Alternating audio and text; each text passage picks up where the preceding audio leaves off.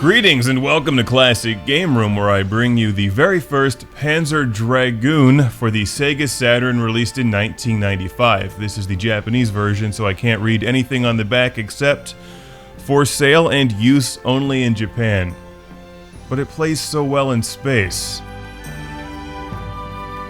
Or anywhere else for that matter, and I imagine that music gives many of you listening chills. It's one of the greatest video game themes ever created.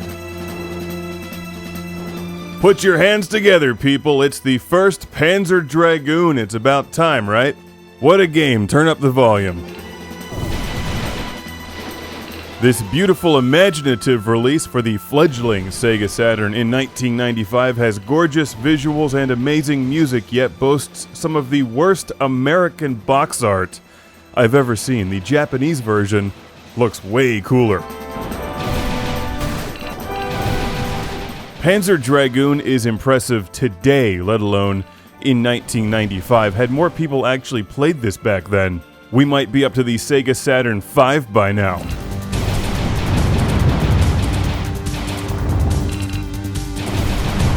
Panzer Dragoon is like a hyper-stylized shooter on rails, where you basically go with the flow of the game but have some control over where your little dragon thing is flying. So it's kind of like Afterburner, but not really, because it feels like you're flying a living thing. It's not totally under your control. Using the front buttons on the Saturn controller, you can also rotate your camera 360 degrees to fight enemies all around you. So it's really a wild game, a lot of fun that feels years ahead of its time. That frankly should be more popular than it is. I don't think a lot of people in the West embraced Panzer Dragoon, or the Saturn for that matter, when it was new.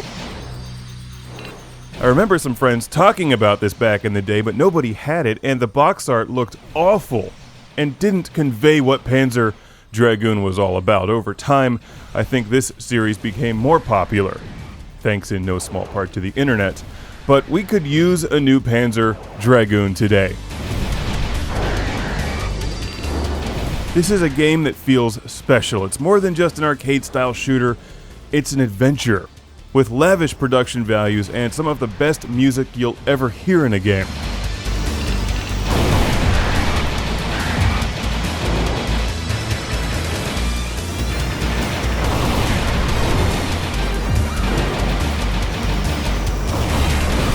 It's as much fun to rock out to Panzer Dragoon as it is to play it, and fortunately they give you a music-only enjoyment screen. I love these.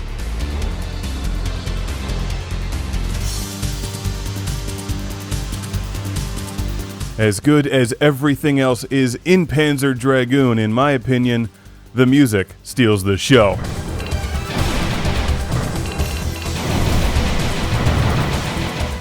It's actually a very straightforward game with a stylish paint job that reminds me of one of my favorite games ever made, Omega Boost, which came out several years after this.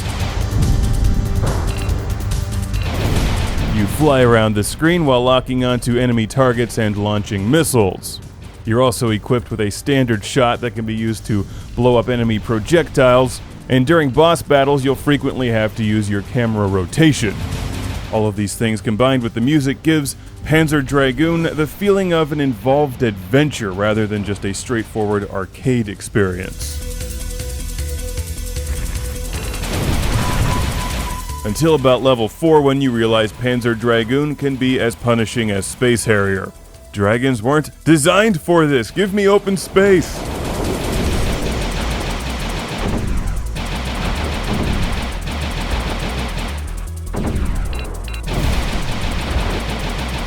There's many sequels: Panzer Dragoon 2 on the Sega Saturn, Panzer Dragoon Mini for the Game Gear, which I just reviewed, Panzer Dragoon Orta on the Xbox, and the cult classic Panzer Dragoon Saga, the most affordable of the bunch. Heavy sarcasm.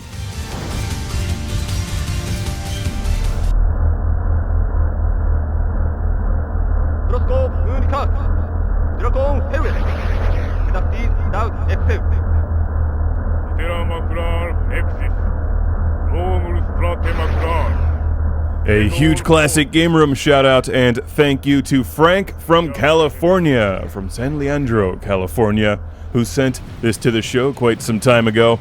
It's an awesome game that still holds its value, but it's worth it, every penny. If you have the action replay card for the Saturn, you can use a few cheat codes like super hyperspeed and invincibility to practice those boss battles. So come for the gameplay, stay for the music and the gameplay. It's all good. It's Panzer Dragoon for the Sega Saturn. Thanks again to Frank and everyone involved who made this classic masterpiece.